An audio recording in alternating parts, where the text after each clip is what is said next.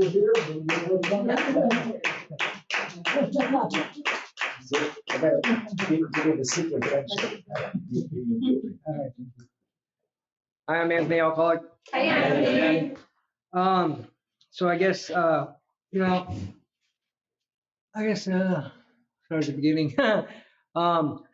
So I'll start with, I had a bunch of wonderful parents.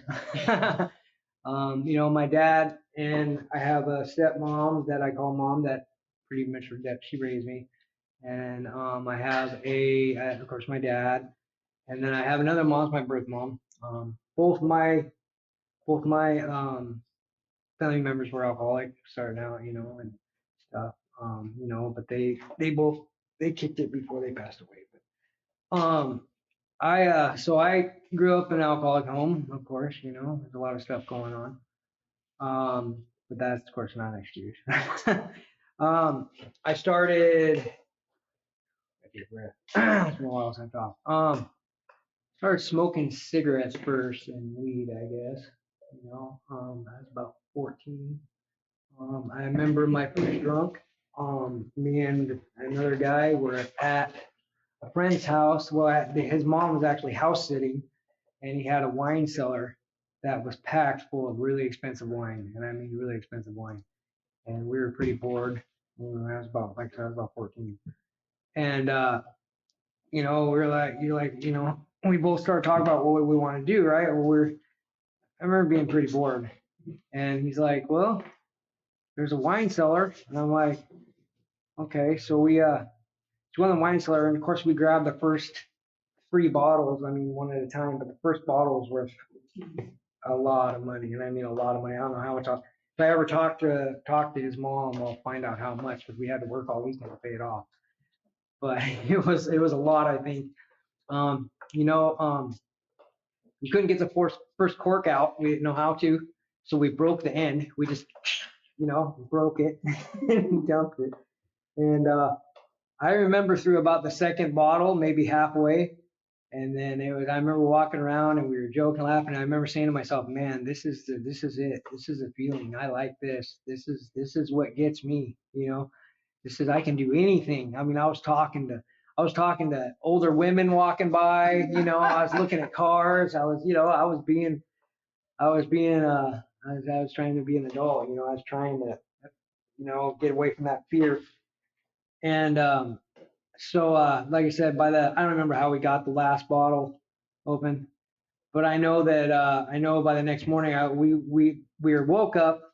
They woke us up. The downstairs was trashed. I mean, trashed. And I don't even remember if we broke TV or not, but it was pretty bad. Slider was open. We were both passed out on the floor. We were bad. And it's crazy because after that, I didn't drink for about a year and a half. I didn't drink. I didn't do anything, maybe tried to smoke weed here and there. But then after I got, that was what? That was 7th grade. So after I got into ninth grade, I drank a couple times, but then I got held back. And when I did, I met a lot of the people that now I'm still friends with the ladies, but I'm not. There's only one. There's a couple guys I grew up with in the neighborhood that I'm friends with, but the guys that I were friends with back then I partied with were not friends. Sometimes people use people and they do things, and that's what I found out. Because I drank. I started drinking. And when I started drinking, you start having parties. Both my stepdad and my mom had to work, so there was a lot of time, and he'd go on these hunting trips and stuff, and on these fishing trips, and so my mom would be working, and so it was like party up, and so when people would find out about it, because there's a place where they could go, and well, we were young, so we could get drunk. I mean, it was crazy. And then I got there was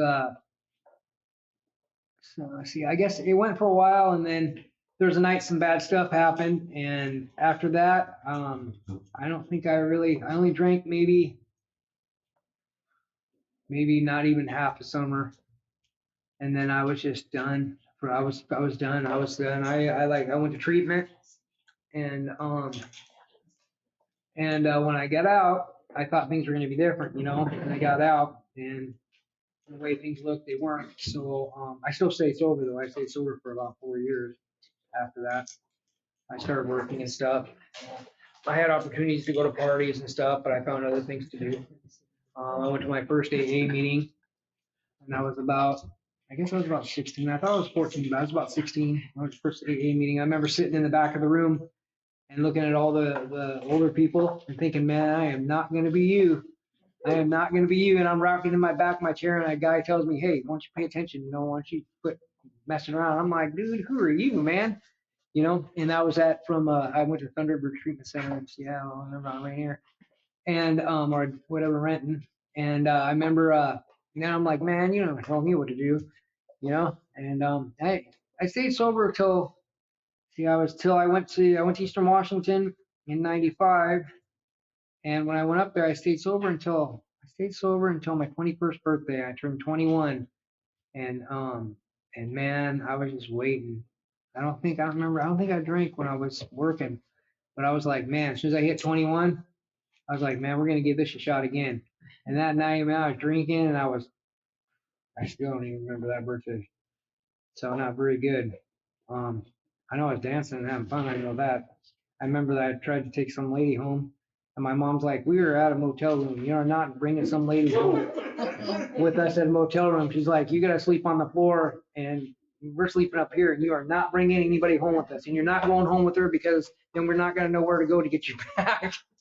I'm like, so I probably threw a pretty good fit. But when I was drinking, I was a double fisted drinker. So even when I'd go out to the bars, I'd always have two.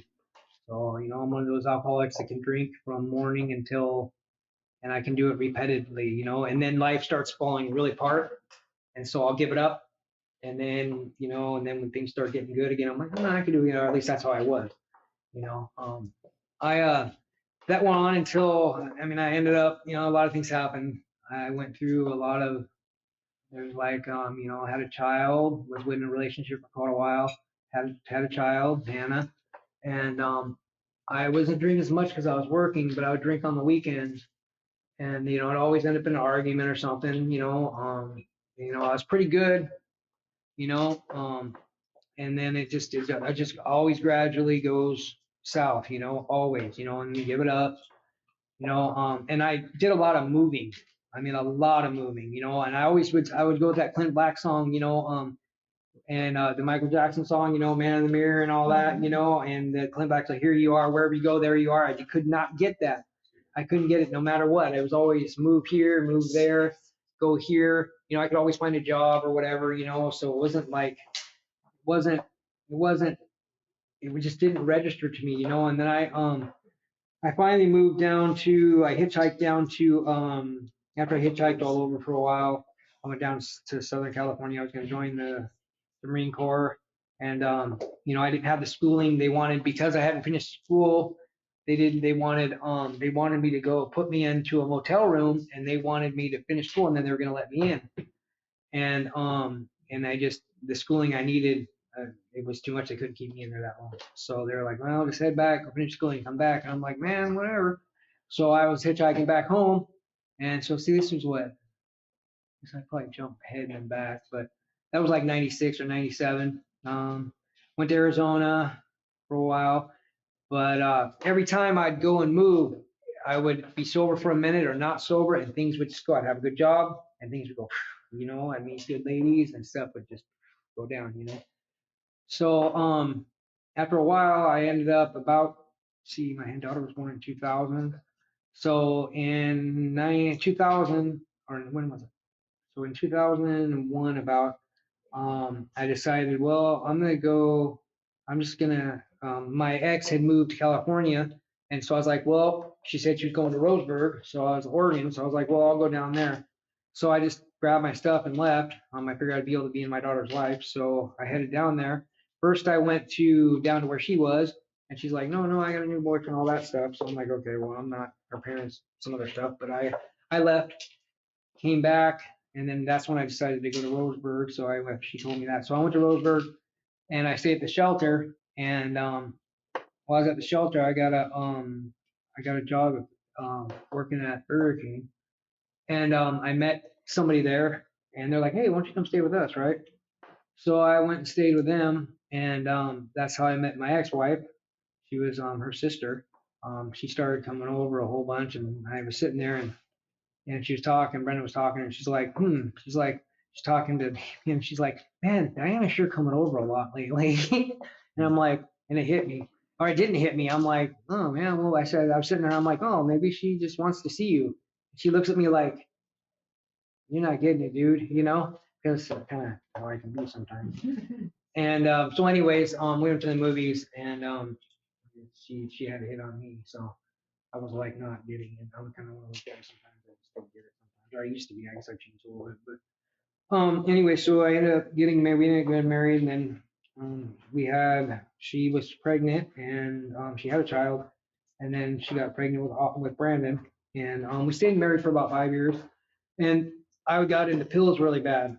So that was, I had broken my ankle in '99, and it got really bad. So, and I had refused to take anything, and then I went to the doctor, and I was like, man, when I felt that, I'm like, oh man, you can't smell. I'm not acting stupid.